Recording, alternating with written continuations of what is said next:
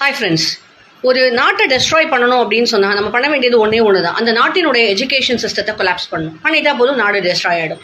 இந்த ஒரு இன்டென்ஷனோட மெக்காலே கொண்டு வந்தது தான் அவருடைய system of education. So Macaulay system of education படி ஸ்கூல்ஸ் பார்த்தீங்கன்னா 9 o'clock அப்படி தான் ஸ்டார்ட் ஆகும், ஒரு 8:37.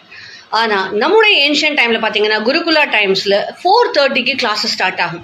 ஏன் இந்த 4:30 அப்படின்னா, நம்ம எல்லாருமே சொல்லுவோம் அந்த 4:30 மணி ஒரு பிரம்ம முகூர்த்தம் அப்படிலாம் நிறைய பேர் சொல்லுவாங்க.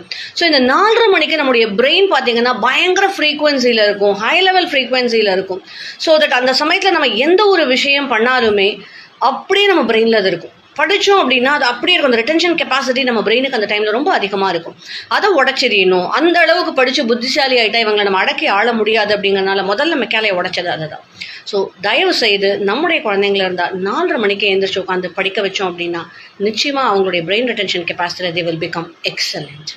Thank you.